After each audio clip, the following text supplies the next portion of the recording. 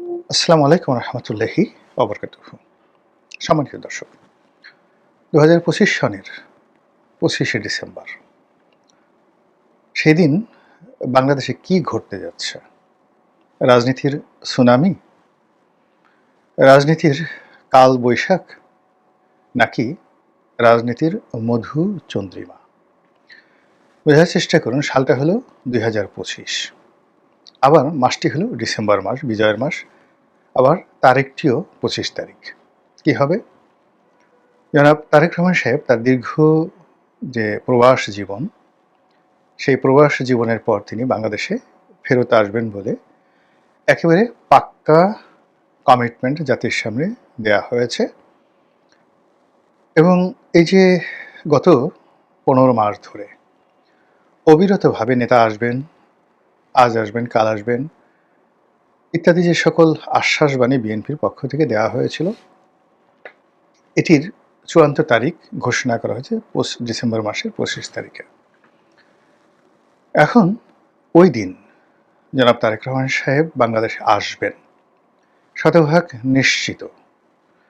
আর যদি ওই দিন তিনি না আসেন, তাহলে শতভাগ নিশ্চিত তিনি আর কোনোদিনই বাংলাদেশে আসতে পারবেন না। এরকম কথাবার্তা যারা বলার চেষ্টা করছেন, সেটার রাজনৈতিক রসায়ন নিয়ে আলোচনা করব। অনেকে প্রশ্ন করছেন যে তিনি এই মুহূর্তে বাংলাদেশে কেন আসছেন? তিনি কি নির্বাচনকে উপলক্ষ করে এই দেশ এবং জাতির প্রতি তার যে দায়িত্ব এবং কর্তব্য, এবং তার দলের প্রতি তার যে দায়িত্ব কর্তব্য, সেগুলো পালন করার জন্য আসছেন?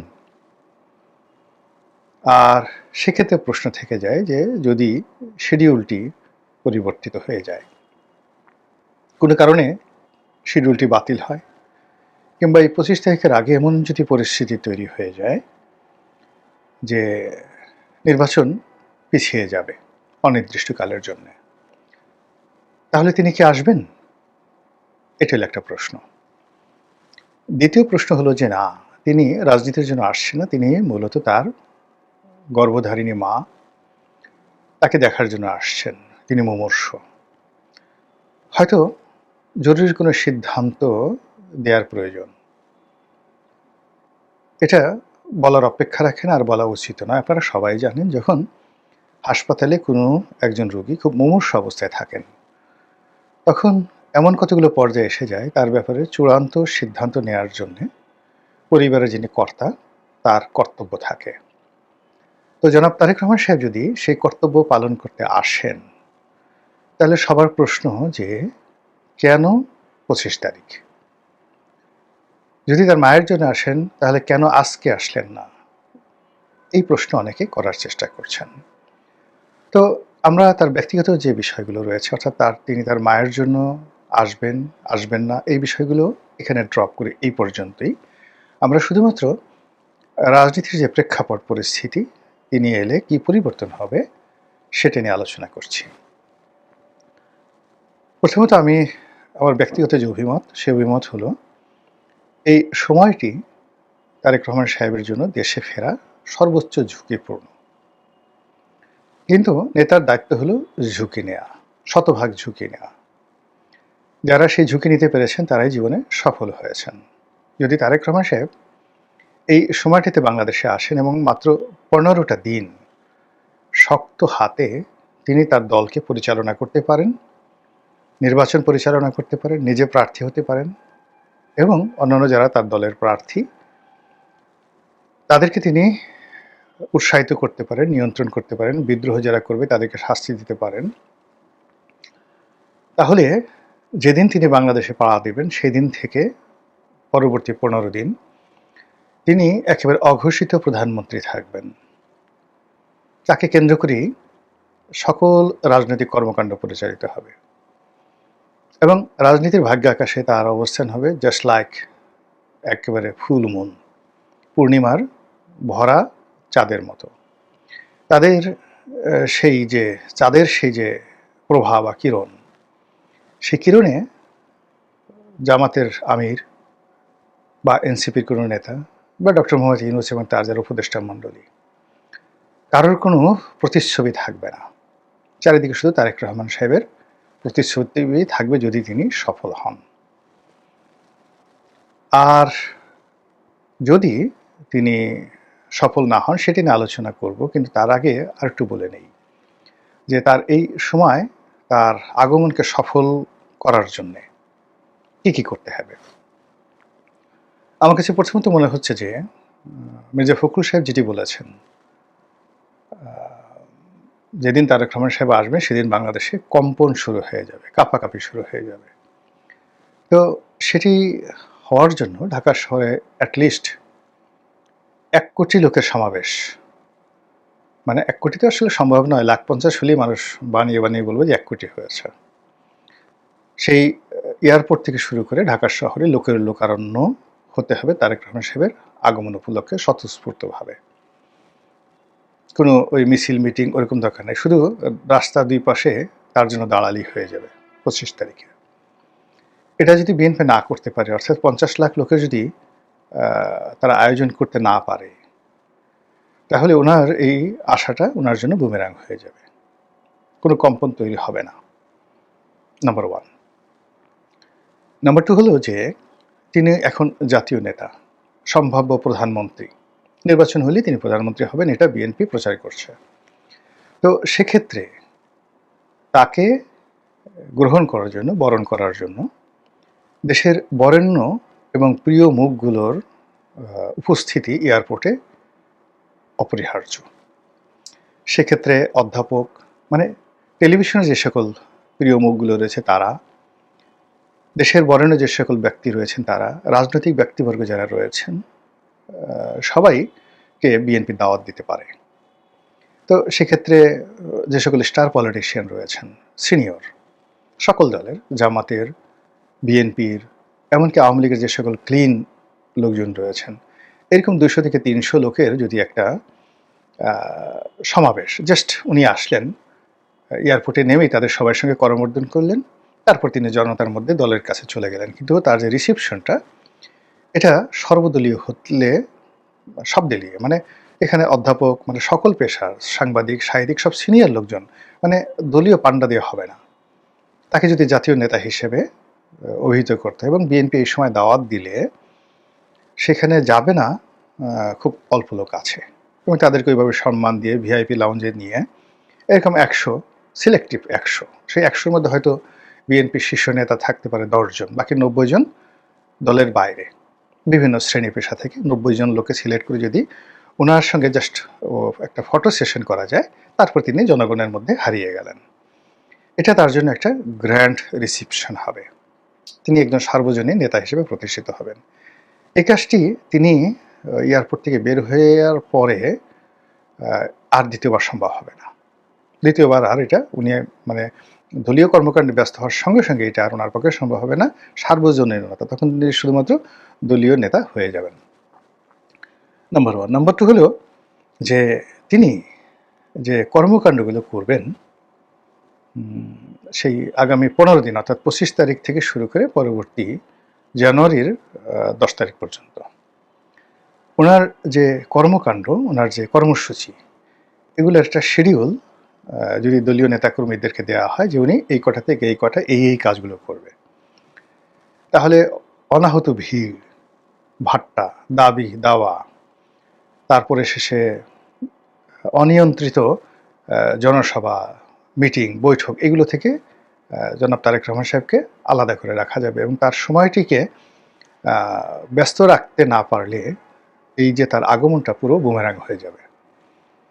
3 নম্বর আমার কাছে যেটা মনে হচ্ছে যে যদি তাকে ছেড়ে দেওয়া হয় যে তিনি তার ইচ্ছা মতো সকাল থেকে রাত পর্যন্ত এইভাবে ব্যস্ত সময় কাটাবেন, সেক্ষেত্রে মানুষের যে আগ্রহ, সে আগ্রহ আসলে 24 ঘন্টার বেশি থাকে না, আবেগও 24 ঘন্টার বেশি থাকে না। তো দেখা গেল যে প্রথম দিন আসলো 50 লাখ লোক আসলো, দ্বিতীয় দিন, তৃতীয় দিন দেখা গেল যে 2000 লোকও আসছে না কোথাও। এই কারণ হলো তিনি তো তার বক্তব্য দিয়ে সোশ্যাল মাধ্যমে তিনি প্রতিদিনই কয়েকবার হাজির হচ্ছেন। তো এই জনসভাতে গিয়ে বা মানুষের মধ্যে আকর্ষণ সৃষ্টি করার জন্য যে ধরনের ন্যারেটিভ, যে ধরনের বক্তব্য, যে ধরনের নিত্য নতুন বিষয়াদি দরকার, এটা এই সময়টাতে সেই পরিবেশও নাই, পরিস্থিতি নেই, সে শব্দ রচনা করা সম্ভব নয়, আর মানুষের এখন ওইদিকে ধৈর্য নাই। ফলে উনি আসার পরে যদি উইদিন 1 উইক, 1 সপ্তাহের মধ্যে তার ব্যাপারে জনগণের আগ্রহটা না থাকে, তাহলে সর্বনাশ হয়ে যাবে। এইজন্য হয় কি, এই যে তিনি এসছেন, প্রথম দিন যে লোক হবে, তারপরে তার যে পাবলিক মিটিংগুলো হবে, সেই পাবলিক মিটিংগুলো একটার পর একটা। তিনি বুলেট প্রুফ গাড়িতে করে গেলেন, হেলিকপ্টারে চড়লেন, হেলিকপ্টারে গিয়ে বরিশাল নামলেন, 4টে বিভাগীয় শহরে গেলেন। মানে তখন এই জোয়ারটা যদি কন্টিনিউ বিএনপি না করতে পারে, তাহলে জনাব তারেক রহমান সাহেবের মধ্যে আর ডাক্তার শফিকুর রহমানের মধ্যে আর হেফাজতের আমির অথবা তাবলিকের আমির অথবা মামুনুল হক সাহেব, এদের মধ্যে খুব বেশি ডিফারেন্স হবে না। এটাকে দলের যারা শীর্ষ নেতৃবৃন্দ রয়েছেন তাদেরকে এই প্রস্তুতিটা নিতে হবে। আরেকটা জিনিস আমার কাছে খুব ভয় লাগছে, সেটা হলো বিভাগীয় যে বৈঠকগুলো হবে, সেই বৈঠকে প্রার্থী, কমিটি, এই বিষয়গুলো নিয়ে প্রচণ্ড রকম দ্বন্দ্ব এবং সংঘাত হবে। তো সেক্ষেত্রে মঞ্চে ওঠা নিয়ে, মঞ্চের সিট নিয়ে প্রচণ্ড মারামারি সব জায়গাতে হয়, চেয়ার ছোড়াছুড়ি হয়। এই জন্য মঞ্চ রক্ষা করা, মঞ্চে কারা বসবে, কারা বক্তব্য দেবে, আমার কাছে মনে হচ্ছে যে তারেক রহমান সাহেবের যে বৈঠকগুলো হবে, নির্বাচনী বৈঠক, সেক্ষেত্রে ওখানে প্রার্থীদেরকে ইনক্লুড না করাটাই বেটার। প্রার্থীরা আসারই দরকার নেই, প্রার্থীরা যার যার এলাকায় কাজ করতে থাকবে, কেবলমাত্র ভোটার আসবে, সাধারণ আসবে, যাদের চেয়ার মঞ্চ কোনো কিছু দরকার হবে না। ওনার যারা সফর সঙ্গী 4-5 জন যারা ভালো বক্তব্য দেন, সেই বিভিন্ন সংগঠনের প্রেসিডেন্ট, সেক্রেটারি সব মিলিয়ে 6-7 জন তারা বক্তব্য দিলেন এবং সেখান থেকে চলে আসলেন। প্রার্থীরা তার নির্বাচনী নির্বাচনী এলাকায় থাকবেন। প্রার্থীরা যদি একত্র হতে যায়, প্রার্থীরা মানে ওখানে আসলেই দেখা গেলো যারা মনোনয়ন পেয়েছেন আর যারা পাননি তাদের মধ্যে ওখানে মারামারি কনফার্ম হবেই, প্রত্যেকটা জনসমাবেশে মারামারি হবে। তো সেক্ষেত্রে দেখা গেল যে যারা প্রার্থী আছে তাদেরকে বলো তোমরা নির্বাচনী এলাকায় কাজ করতে থাকো আর কর্মী পাঠাও, সাধারণ কর্মীদেরকে পাঠাতে থাকো, তারা আসতে থাকো আর কি। এইভাবে অন্তত 15 দিন তাকে যদি জমিয়ে না রাখা যায়, তাহলে it will be very tough এই ইলেকশন টেমটা তার পক্ষে রাখা বা বিএনপির পক্ষে রাখা। আর এখন ঝুঁকিগুলো বলি, অন্যান্য নেতিবাচক, যে এই যে মানুষকে বলা হলো 25 তারিখে তিনি আসবেন, এটা সে গত 15 মাসের প্রতিশ্রুতির চূড়ান্ত রূপ। আর বিএনপি দীর্ঘদিন যাবৎ বলছেন যে তারেক রহমান সাহেব আসবেন, আসলে এটা হবে ওটা হবে, সেটার একটা কাঙ্ক্ষিত স্বপ্ন। এখন যদি ইন কেস কোনো পরিস্থিতিতে এই ওনার যে আগমনটি এটি ব্যাহত হয়, এরপর উনি না আসেন, তাহলে এই যে বিএনপির যে উদ্দীপনা, উৎসাহ, ঐক্যবদ্ধতা, ভাবগাম্ভীর্যতা সব কিছু কিন্তু নষ্ট হয়ে যাবে, মারাত্মকভাবে নষ্ট হয়ে যাবে। এই গেল এক। 2 নম্বর হলো যে তিনি আগে যে কথাগুলো বলেছেন যে কারণে তিনি আসতে পারছেন না, তার যে ফেসবুকের স্ট্যাটাসটি, ওটা বেমালুম ভুলে যেতে হবে। বেমালুম ভুলে যেতে হবে এই বিষয়ে কোনো কথাবার্তা, তার কী অসুবিধা ছিল এতদিন, তিনি ওখানে কী স্ট্যাটাসে ছিলেন, তারপর কী স্ট্যাটাসে এলেন, হঠাৎ করে তার এত সমস্যা ছিল আসতে পারেনি, এখন হঠাৎ করে সমস্যাগুলো কীভাবে চলে গেল, এগুলো নিয়ে নানা রকম কনসেপশন, মিসকনসেপশন, ইনফরমেশন, ডিসইনফরমেশন, নানা রকম প্রশ্ন, কানা ঘোষা, এগুলো চলতে থাকবে, প্রতিপক্ষ প্রভোগ করতে থাকবে। কিন্তু কোনো অবস্থাতে এগুলো নিয়ে শরীর দুলানো যাবে না, কোনো অবস্থাতে এগুলো নিয়ে সাড়া দেওয়া যাবে না। একেবারে ওনাকে যতটা সম্ভব প্রেস এবং মিডিয়া থেকে অ্যাবসলিউটলি দূরে রাখতে হবে। এই নির্বাচনের মানে একদম আগ পর্যন্ত দেশি বিদেশি যে কোনো মিডিয়ার সঙ্গে তার যে সাক্ষাৎকারটি, এটি অ্যাভয়েড করাটা মানে বিএনপির জন্য ফরজে আইন। আদারওয়াইজ এটা মানে ওনার আশাটা দলের জন্য শুভ পরিণয় বা শুভ পরিণামের পরিবর্তে মন্দ নজির হিসাবে বিবেচিত হতে পারে। ওনাকে মিডিয়ার ধারে কাছে আনার দরকার নেই, আর ওনাকে নিয়ে কোনো কথা বলার দরকার নেই। তার সাথে সাধারণ জনগণ, ভোটার যারা শুধু তারেক রহমান সাহেবকে, শহীদ প্রেসিডেন্ট জিয়াউর রহমানকে, বেগম খালেদা জিয়াকে ভালোবাসেন, ধানের শেষের মার্কা করেন, তাকে নিয়ে ব্যস্ত থাকলে হবে।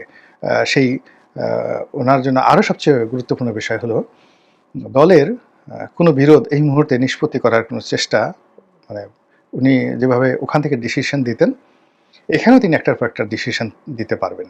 কিন্তু যদি ফেস টু ফেস কথা বলে দুটো পক্ষকে বিরোধ নিষ্পত্তি করার চেষ্টা করেন, কিংবা এখানে যদি তিনি শরিক দলদের সাথে এই মুহূর্তে বৈঠক করার চেষ্টা করেন, ঝামেলা লেগে যাবে। সেটা ওনার শরিক দল, সেটা পার্থ হোক, নুরু হোক, ববি হাজ্জাজ হোক, জামাতের আমির হোক, বা অন্য কোনো লোক হোক, আমার মনে হচ্ছে যে ইভেন ডক্টর মোহাম্মদ ইউনূসের সঙ্গে তার এই মুহূর্তে দেখা করাটা দরকার নেই। তিনি শুধুমাত্র তার যারা প্রেসিডিয়াম মেম্বার, তার যারা মানে মিনিমাম দলের যারা প্রেসিডিয়াম মেম্বার বা বিভাগীয় সাংগঠনিক সম্পাদক আছেন, এর নিচে এই ইলেকশনের আগ পর্যন্ত তার বৈঠক করাটা কোনো অবস্থাতেই উচিত হবে না। তিনি আকাশের চাঁদ হিসেবে আসছেন, আকাশের চাঁদ নিরাপদ দূরত্ব বজায় রাখতে হয়। কাছাকাছি গেলে সেই আকর্ষণটা থাকবে না, সেই ভয়ও থাকবে না, এবং হিতে বিপরীত হয়ে যাবে। এবং বঙ্গবন্ধু কিন্তু একই ভুল করেছিলেন। তিনি দেশে আসার পরে রীতিমতো মানে সব কিছু যাকে বলা হয় ওপেন করে দিয়েছিলেন। Anybody can come, anything could say. এই অবস্থায় তিনি কিন্তু এক মাসও নিজের সেই কর্তৃত্ব, জনপ্রিয়তা তিনি ধরে রাখতে পারেননি। একটার পর একটা বিভেদ বিসংবাদ শুরু হয়ে গিয়েছিল, এবং এই যে ছাত্রলীগের যে বিভক্তি, জাসদ, ওইটা কিন্তু প্রথম এক মাসের মধ্যেই কিন্তু এই ঘটনা ঘটেছিল। অন্যদিকে শেখ হাসিনা যখন এলেন 1981 সনে, শেখ হাসিনা আসার পরেই কিন্তু শহীদ প্রেসিডেন্ট জিয়ার হত্যাকাণ্ড ঘটেছিল, এবং তার আশা নিয়ে যে আবেগ উচ্ছ্বাস ছিল সেটা রীতিমতো আতঙ্কে পরিণত হয়ে গিয়েছিল। অতীতে সেই ঘটনা থেকে শিক্ষা নিয়ে সেই যদি তারেক রহমান সাহেব এবং তার যারা উপদেষ্টা মণ্ডলী রয়েছেন, দলীয় নেতা কর্মী রয়েছেন, তারা যদি সত্যিকার অর্থে ধীর স্থিরভাবে কাজ করেন, তাহলে রাজনীতিতে একটা কম্পন তৈরি হবে। আদারওয়াইজ সেটা কম্পন না হয়ে হয়তো ভূমিকম্প বা সুনামিতে রূপান্তরিত হতে পারে। মহান আল্লাহ আমাদের সবাইকে হেদায়েত দান করুন এবং হেফাজত করুন। আসসালামু আলাইকুম ওয়া রাহমাতুল্লাহি ওয়া বারাকাতুহু।